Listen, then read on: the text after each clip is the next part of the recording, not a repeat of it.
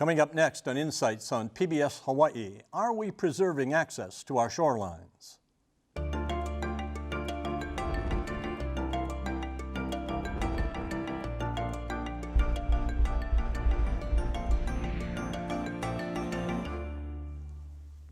Aloha and welcome to Insights on PBS Hawaii. I'm Dan Boylan. For Native Hawaiians, residents, and tourists, access to the beach is an essential part of Hawaii. Fishing, surfing, swimming, and sunbathing all require mauka to makai access, which our laws are supposed to ensure. Yet encroaching vegetation, development, erosion, and sometimes even a locked gate have blocked access to many Hawaii beaches. Are we doing enough to preserve our shoreline? We invite you to join our conversation by calling, emailing, or tweeting your questions and comments. Now to our panel. Sam Lemo is an administrator at the State Department of Land and Natural Resources Office of Conservation and Coastal Lands. Sam works to protect Hawaii's beaches by prohibiting actions that damage or narrow beaches, thus limiting access. Alan Murakami has been the litigation director at the Native Hawaiian Legal Corporation since 1990, seems like yesterday, Alan, and has worked on land and water cases affecting Native Hawaiians. Steve Mazur is the chairman of the Oahu chapter of the Surfrider Foundation, a nonprofit organization founded in 1984.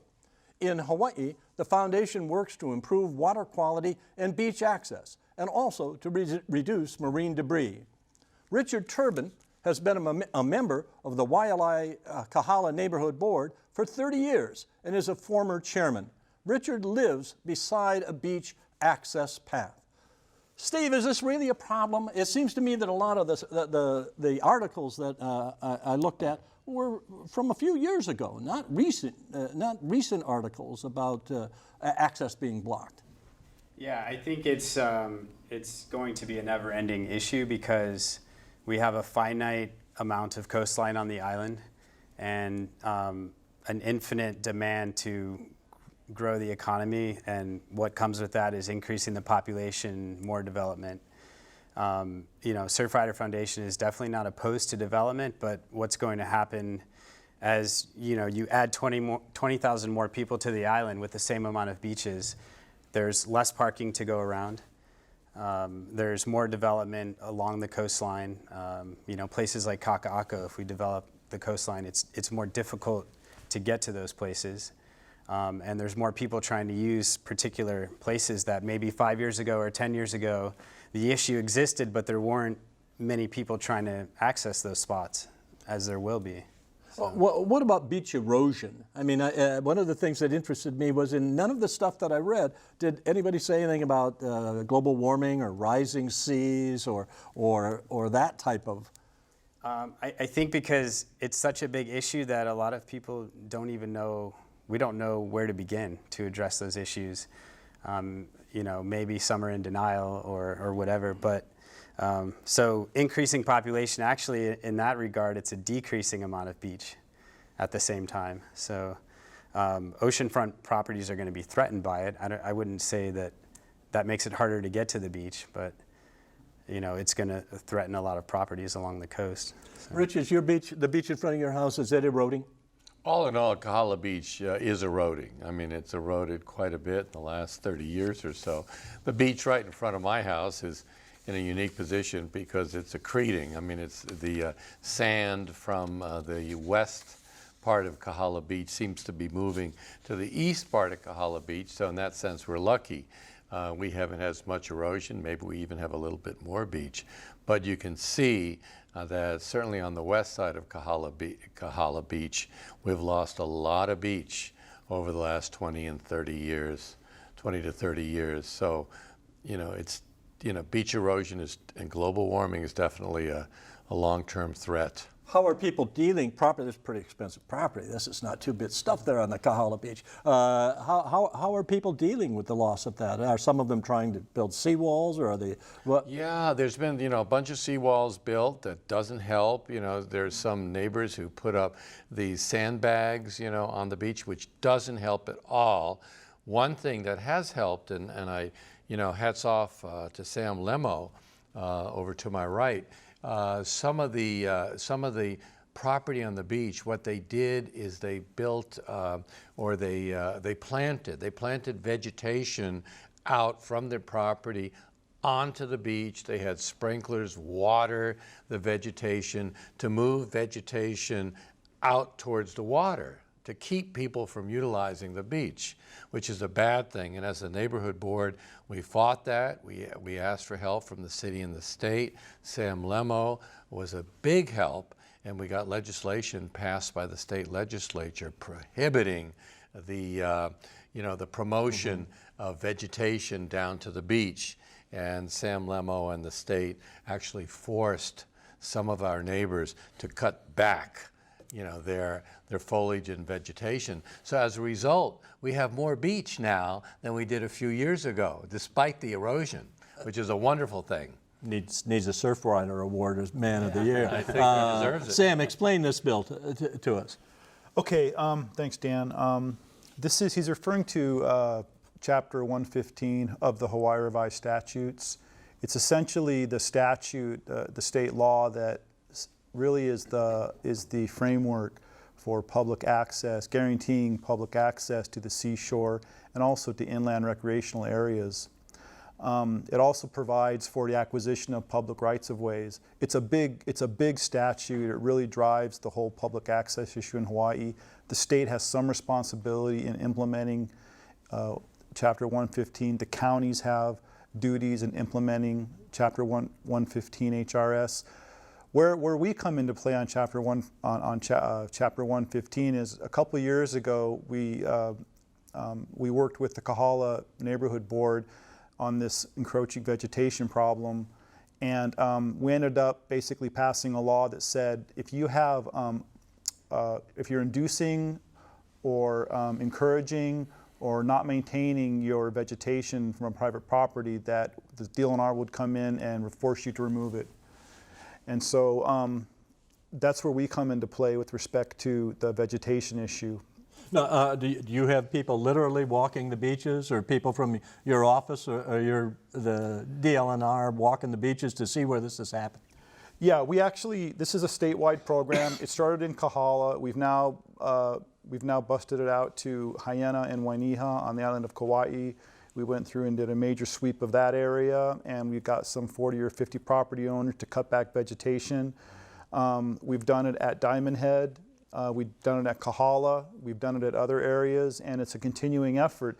The beauty of this act is that it actually expands the public beach, so that there's more public beach available to people for Hawaii residents.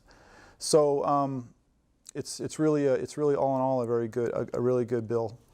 As I understand it, the beach access law, which says there must be beach access allowed, that law goes back a long way, right?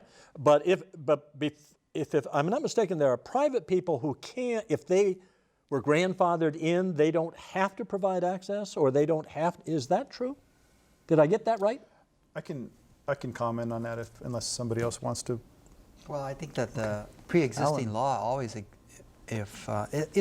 you can probably get some debate about this, but I think pre-existing law always recognized the cultural aspects of access to shoreline areas, especially for traditional and customary practices. And that's somewhat different than some of these general public rights of way that people are advocating for. But in the context of law in Hawaii, which evolved very differently from other states across the country, particular places like Michigan, where I hear that you can actually own a beach, those kinds of concepts are foreign to the basis for property rights in Hawaii. And those rights today are based on those kingdom laws that respected the kinds of traditions and customs where access to the ocean area was respected, that ability to get there to subsist, to fish and to gather was a critical part of the makeup of the foundation of the society at the time. So it was recognized from way back. But it's a little bit different than some of the other theories that have been advocated for things like, prescriptive rights that are more recent evolution, where public has long gone over a trail that after 20 years or so, it can be established as a prescriptive right. So you have these different bases for establishing access to the ocean areas and mountain areas that you have to be a little careful in terms of any kind of analysis about what the law would require. But if the law says that if I'm not mistaken, that it's up to where the water reaches, the highest point the water reaches, right? Vegetation line. The vegetation line. That constitutes the beach. That constitutes, people have access to that. That's a presumptive line. It could be higher than that, actually. But then how do you get to it? I mean, how do you get it? Let's say you're beside Rich's house, you can walk down the aisle and the path, and you can get to the beach, to the beach in front of his place. But say it's 600 yards further on, there's no other access place along there. How frequently do those access sites have to be done? Chapter 1, once again, we get back to Chapter 115 HRS and setting aside Native Hawaiian issues.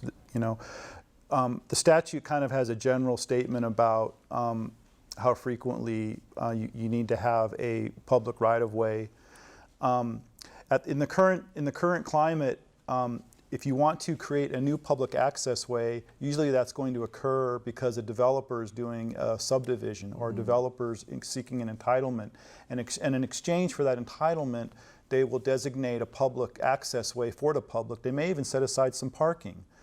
In lieu of that, if the government wants to create an additional public access way, Chapter 115 provides for the condemnation or acquisition of the land and paying the landowner fair market value to create a public access easement. Now, they can do this for Malcolm Kai access ways, and they can actually do this for lateral public access if there's no beach. Has it been done very often?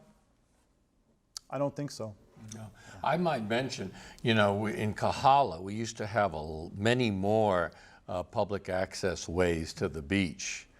But when, I think it was probably about every 100 yards, 200 yards, but when the Bishop Estate sold the fee to private landowners, they were permitted to buy some of the public access ways and fence it off.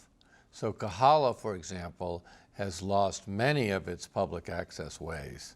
And at the time, the neighborhood board, we were quite upset about that, and we were asking, Bishop Estate, the city and the state to prevent that from happening. But it seemed like we were helpless, and as a result, we lost many of the public access ways. Some may be aware of this, but I think there was a similar concern in the Kailua Beach area, where certain access points that had been traditionally given to the public were withdrawn, and a lot of the community, especially the beachgoers, the people, the water people, the surfers, were very upset about some of the changes that were made in more recent years with some of those access points.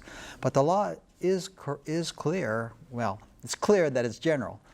But that helps a lot, Alan. Thank you. It produces a general proposition that depending on topographic barriers or cliffs that might prevent access ways, there's an established principle that they're supposed to have access points at certain intervals that are deemed reasonable for the public to get down to the ocean.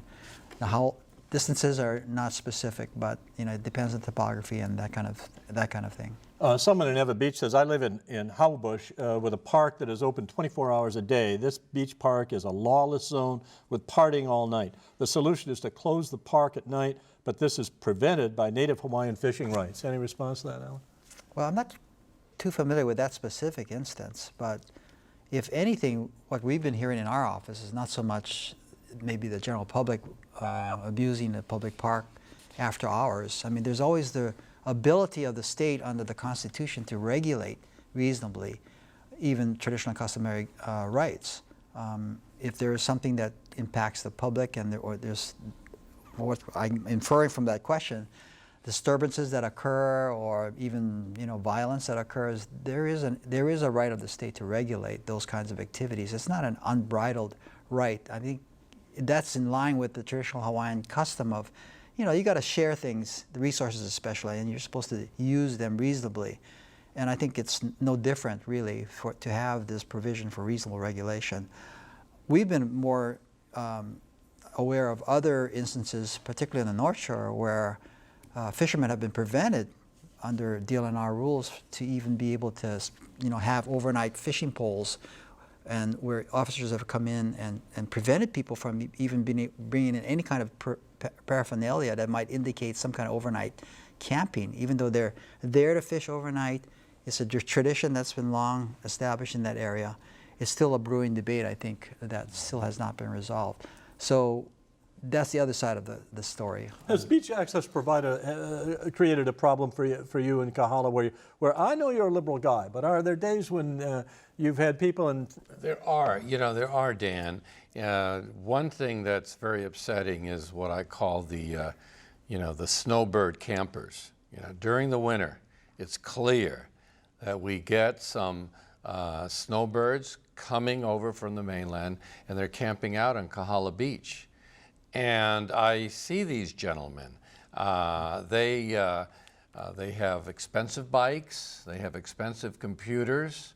They're obviously not impoverished people, but they've been taking advantage of, the liberal attitude that we basically have towards homeless people, and they're sleeping out on Kahala Beach overnight. I can see the tents, I can see the camping spots, and at the neighborhood board meetings, we complain to the police, and the police have, upon occasion, swept the beaches, but not often enough. And these guys are spending the winters, on Kahala Beach. I mean, they've got a great life there. And it's unfortunate because a lot of the people, we used to enjoy walking down to the beach at night and watching the stars, the gorgeous Kahala moon. And a lot of us are afraid now because, these campers are out there. Once the weather warms up on the mainland, they're gone. But it's disturbing. That's one of the problems. Steve, what does an organization like yours say to those people who live close to open beaches that have access? And I remember one time I was staying at a person's house in Kahala, and this woman who owned the house, she sort of screamed from the living room. She said, "Someone's doing something. There's a couple down there doing something naughty right in front of my house," and I couldn't tell whether she was angry or shocked or titillated, but she was, things go on that you have no control over, right? How do you respond to that? Generally, and in response to the comment about the park in Ewa Beach is, I should have the right to go to the beach, and because people are doing things on the beach that they shouldn't be, I shouldn't have my right taken away. That maybe the police should enforce certain rules. If they're drinking or partying at night, then if that's against park rules, then the rules should be enforced. But you shouldn't close the park and say, now nobody can go there. And there's other issues like that, where it's traffic or people breaking the rules and they want to close it. They want to stop the access completely. Michael in Kahului says, hotels on the beach seem to be weighing down the beach and land. This seems to be causing at least some erosion. I'm not sure. I think if you violate the setbacks that are there, or unfortunately the setbacks may have been too lenient in the past, it is inevitable. The ocean is going to threaten those properties, and I don't know if that burden is going to be placed on everyone, on the public, on the taxpayers, or, sorry that your property is too close to the ocean, you're going to have to deal with it. If a hotel's developing, right? And they're always laying out what their vegetation, their landscaping. Do they have to get that okayed by you folks?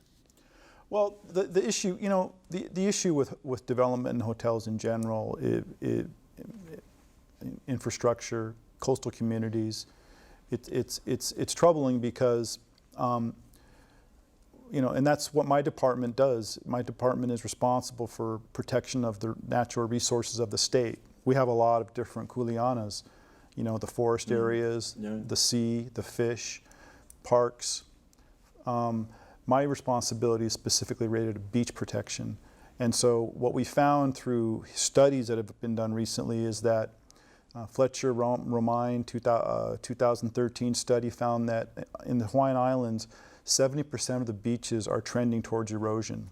70%. We've lost 13 miles of sandy beaches over the past century.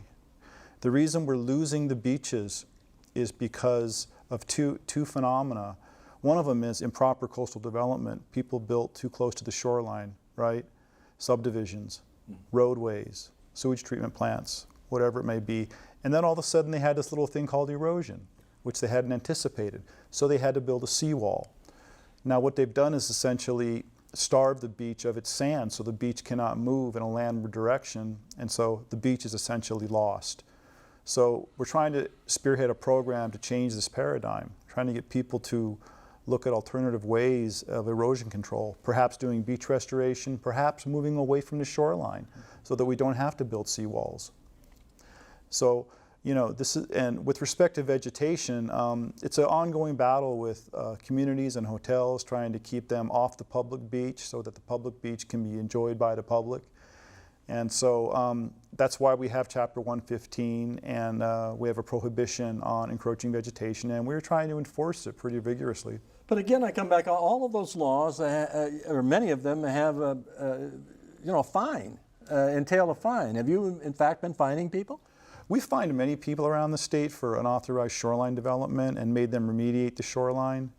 And with respect to the vegetation, it's amazing, Dan, because all of the notices that we've issued are essentially, if you comply with the notice within 21 days and remove the vegetation, you will not be fined. But if you do not remove the vegetation, we have the right to fine you $1,000, $2,000, $3,000.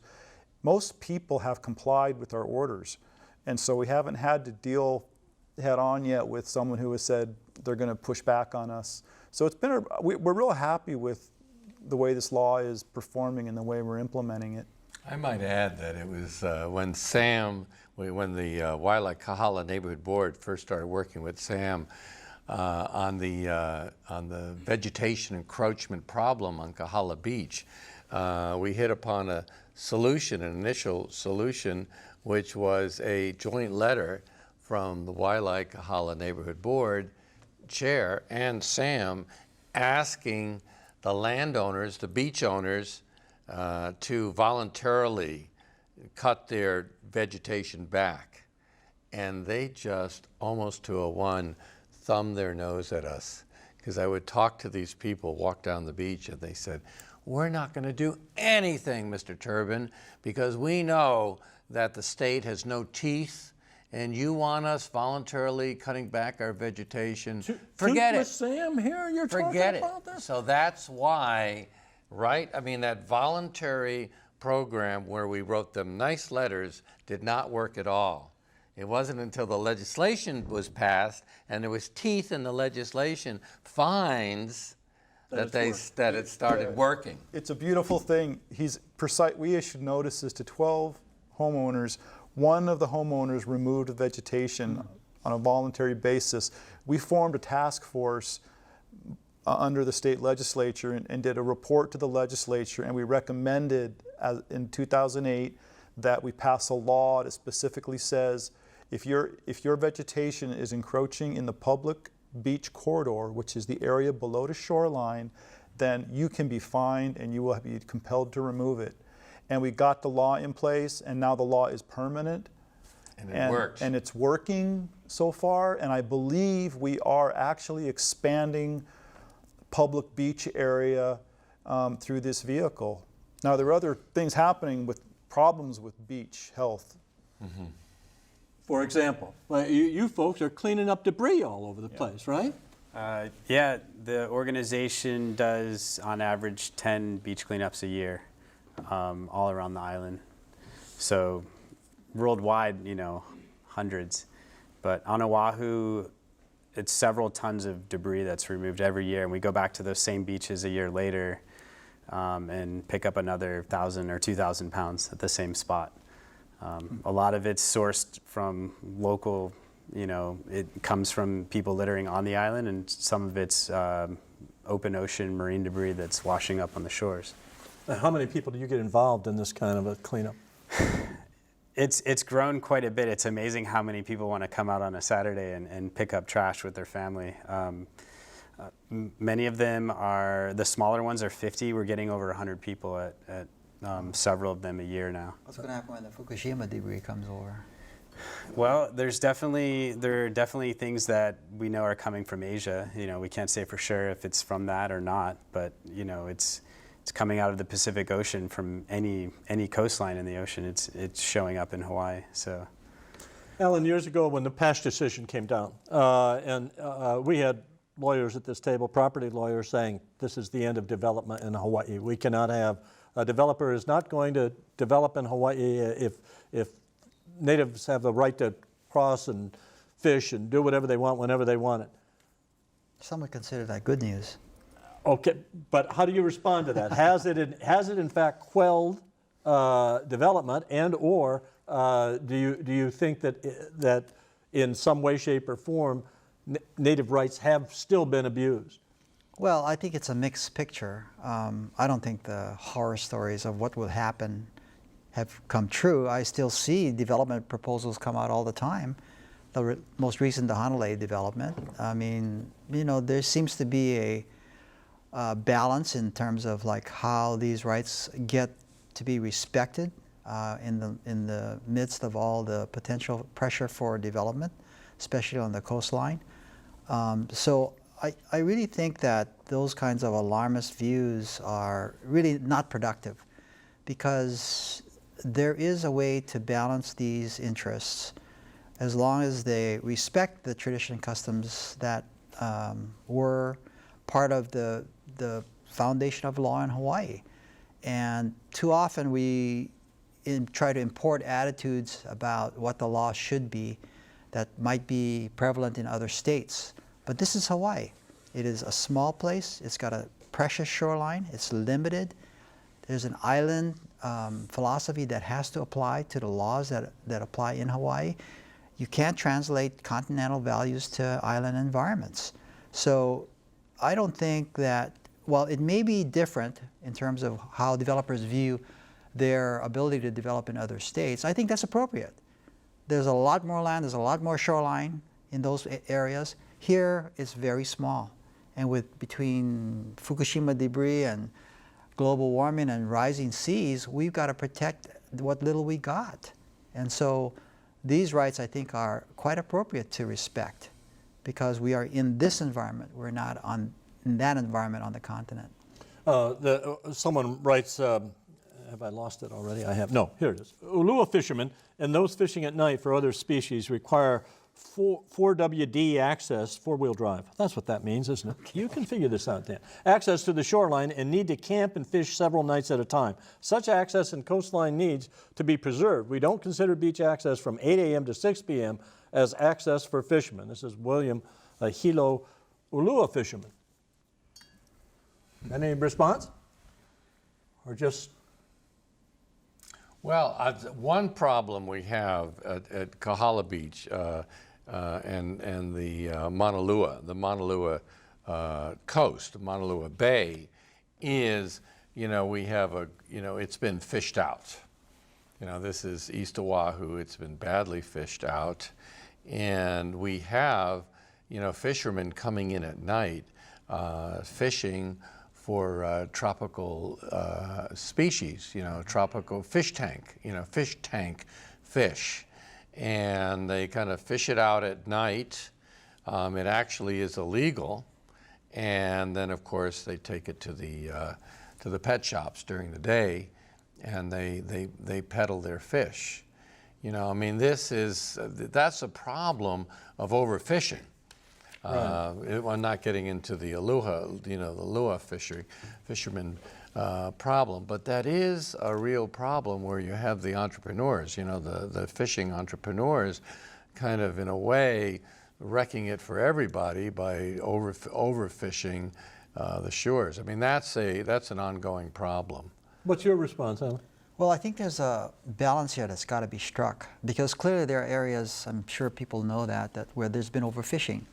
So that's kind of like a bottom line threshold that we got to respect. The other bottom line threshold to me is the respect for the traditional and customary rights of Hawaiians that have fished these areas for millennia in balance with nature. And so I guess what that to me suggests is that there is a way to balance the resource with the need to take for, especially for subsistence purposes, that should get legal respect. Now you enter into the picture all of these other changes, including new technology, the ability to find fish better, and you have to worry about the supply. And if those kinds of concerns, I think, are what were in the minds of the Constitutional Convention delegates who did subject the rights of Native Hawaiian traditional and customary practitioners to reasonable regulation. I think that same principle should apply to everyone. And so while I would hope that there would be some respect given to overnight fishermen who can truly demonstrate that these are part of the traditions and customs of their ancestors, and there are some of those that are still trying to do that on this island, I can see that there needs to be some balance struck if there's, for example, in a particular area, heavy overfishing that might be threatening the balance in the species that are out there. It's a little difficult with pelagic species like ulua that move around, but I'm sure there's ways where that kind of balance can be struck. Lani Kahalu'u asked, the house's owners are dredging coral for their own boat access. Are there laws that prohibit this? It inhibits beach access as it creates deep canals on the coast. This is where again? I'm not sure. Oh, it doesn't say. I think she said Kahalu'u. Kahalu. I'm not aware of a situation like that myself. I think it's illegal. It's certainly illegal to dredge out coral to, create a boat harbor or a a swim hole, or something like that. I mean, they used to do that in Kahala, where the dynamite areas, dynamite out the coral to create a fishing hole or a place to, dock a boat or something like that. But certainly that's illegal now. Yeah, I'm feeling a little at a disadvantage because I'm not particularly aware of that fact situation. But if you take things like the Evo Marina, for example, where there was this attempt to authorize a dredging and a punching a hole through the caprock to get a harbor built, I mean, there was a huge controversy over doing that, both in terms of affecting the coral and the water resources of that region. So I feel a little bit inadequate to answer that question. Maybe Sam has something else. You tell Isla we want to know about this. About the Kahalu situation? Yeah. Or if there is a situation. Jerome from Nanakuli, the panel seems unsure of how much waterfront should be for public access. Admiralty law states the 66 feet, the anchored chain length. But we are sure, aren't we? Isn't it 40 feet? I mean, I think... So we talking about setbacks or? He's saying the waterfront should be for public access. He says 66 feet, the anchor length. That's unclear? I'm not sure what the link is to the length of the anchor line, but there is, as Sam said in the statute, a public right to access these areas. In Hawaii, the public has the right to access the shoreline, the right to access the beach seaward of the shoreline. The shoreline is defined in the statute 205A as the highest reach of the waves, except for storm and tsunami waves at high tide during the season of year in which the wash of the waves is its highest, usually evidenced by the vegetation line or by the mauka edge of a debris line. So a little ambivalence he's there. got it down. in Hawaii, we are the ones that go out. My department, we go out and we basically delineate the shoreline.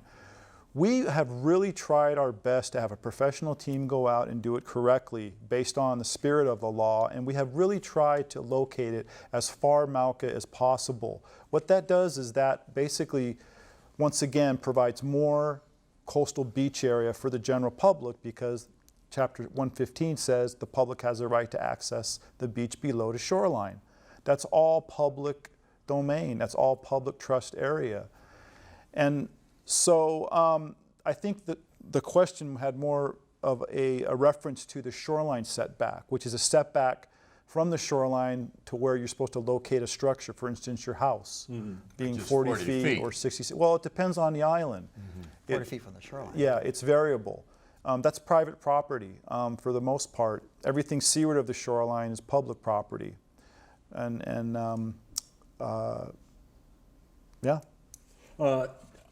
Jim in Kaneohe says, with drowning deaths the leading cause of visitor deaths, should we continue to have complete access to all beaches? Anyone want to take that or respond Well, I to mean, that? obvious, I guess, maybe Steve? maybe Well, I was Steve. just going to say that is one of the things I've heard Surfrider and some of the other organizations argue is that if you have a 5-mile stretch of coast that's inaccessible, it also impedes, it could impede rescues or, easy access to the beach to look for somebody. So, that has been brought up. I don't know if there's been situations where someone says, had there been access, we would have rescued this person. I don't know if that's actually occurring, but it definitely comes up as a safety issue. Were you going to say something, Rich, about it? Well, I was just going to say that because of safety issues, you cannot and should not close down the beaches for public access, just like hiking trails in the mountains. I mean, yeah, there are accidents and some unfortunate deaths on mountain trails, but it's such a public good, especially in Hawaii, which is, a paradise for outdoor recreation, outdoor adventure. You've got to keep the shorelines open as much as possible. And you got to keep, mountain trails open as much as possible so people can enjoy them. That's what makes Hawaii so special. And, I might add that most of the private owners of beachfront lots or near beachfront lots in Hawaii, the people are very accepting and supportive of beach access. But what if they're not? What if you see a bunch of tourists, right? Drive up to what used to be an access point, right? And there's a gate, and they can't get through it because a property owner has decided they're causing too much trouble and they're making too much noise or they're whatever, and he's put up a gate. What can he do? Are there postings? Do we put anything on say the form that people fill out when they come into Hawaii that says you have access to all beaches? Do we do that? No. No, we don't, do we? But the question is not so much whether they put up the gate, but what does he put up the gate across?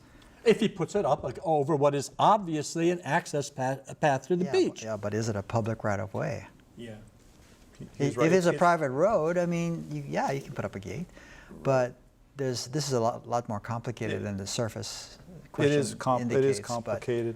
what is public is always a questionable thing. But if that gate is across what was either a trail that was once open to the public and held out to the public for 5 years prior to 1892 under the Highways Act, it's a public road. It could also be public right away if it was open for 20 years or more, and there's a prescriptive easement. So these are real, very factually dependent questions about what that gate is over. And if it is public in some respect, either by way of prescription or by that Highways Act, then they're clearly violating the law. Have you known of people in Kahala who have put up gates? I don't know of anyone. Well, I know that some landowners have bought the right-of-ways from Bishop Estate when they purchased the fees. And Bishop Estate sold them the right-of-ways, and they kind of incorporated it into their property. I mean, this was a bugaboo with the Waialae Kahala Neighborhood Board. But I haven't heard of anyone putting up gates recently, and actually there are still quite a few public right-of-ways. So you got the Hunakai right-of-way, you've got another right-of-way about 200 yards east of that, and then you have the Waialae Park about 200 yards east of that. So so there is enough public right-of-ways. in Kahala, so it's not really a problem there. Steve, what does your membership feel? Do they feel that there are enough right-of-ways available?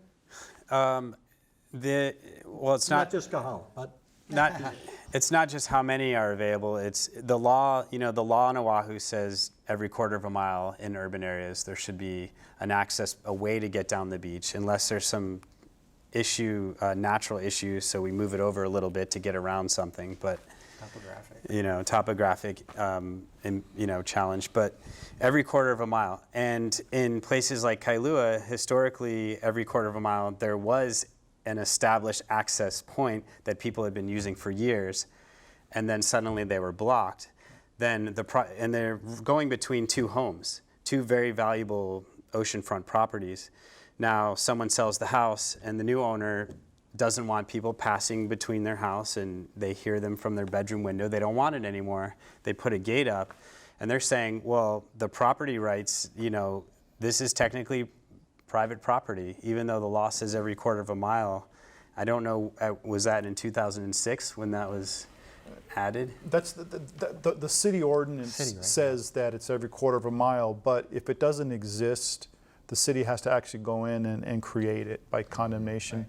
Unless there's somebody who's seeking an entitlement for a subdivision, at which time the county can require it as a condition of subdivision approval. But that's not been done very often, right? The condemnation process. I'm not aware of any recent cases. It costs money and resources, and government is really strained right now in that respect.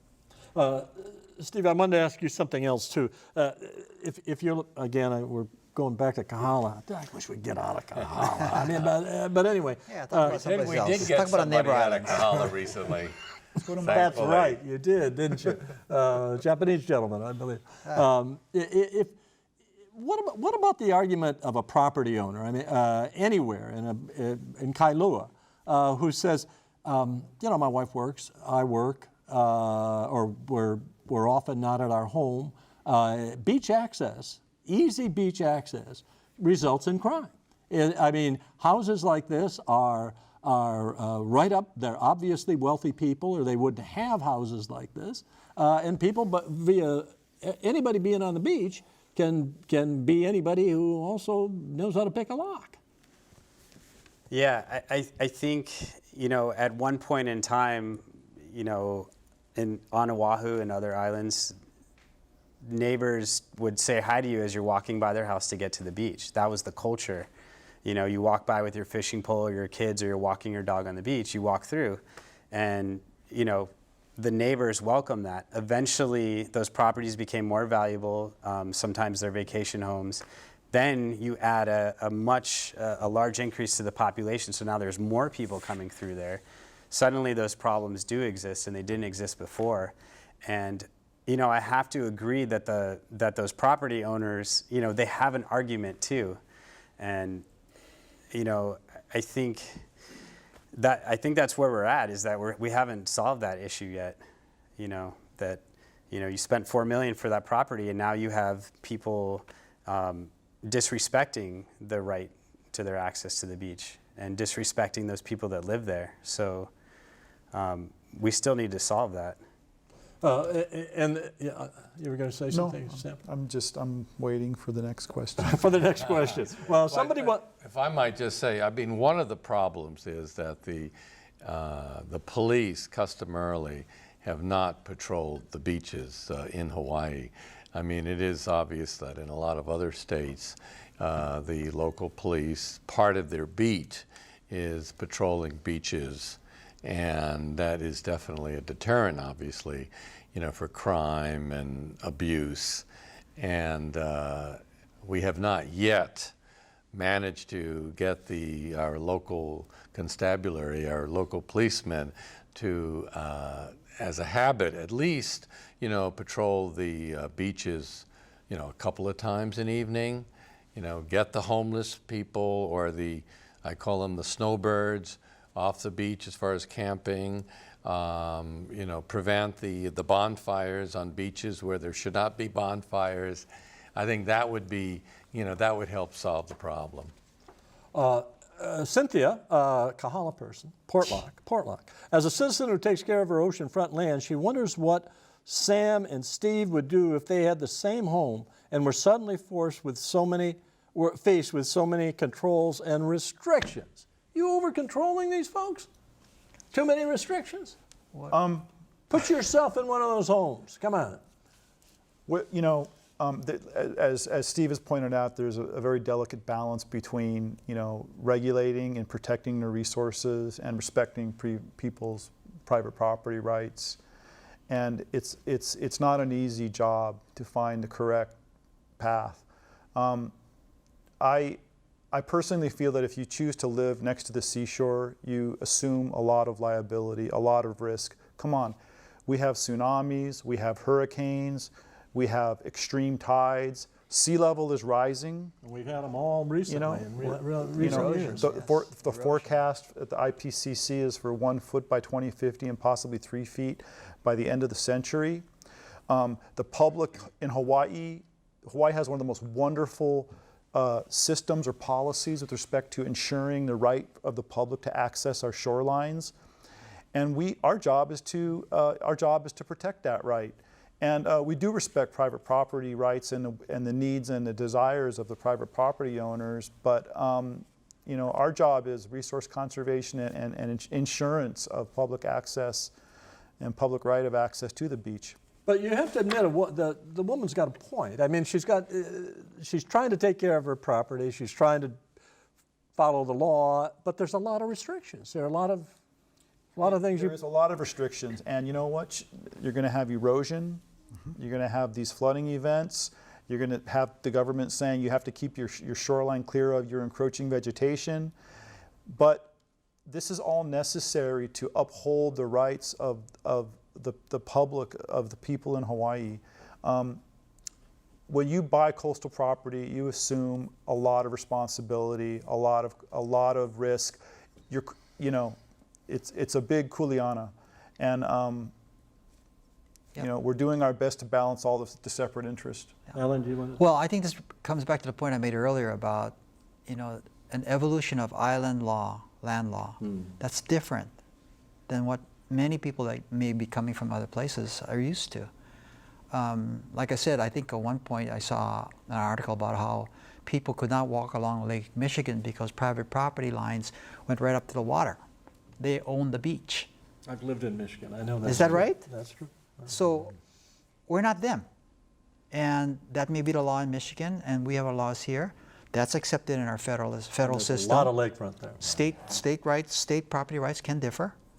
But as Sam is pointing out, you know, there are some additional encumbrances in Hawaii property law that, I'm sorry, unless your title company didn't tell you, maybe you should know about these things before you buy the property, but it is different.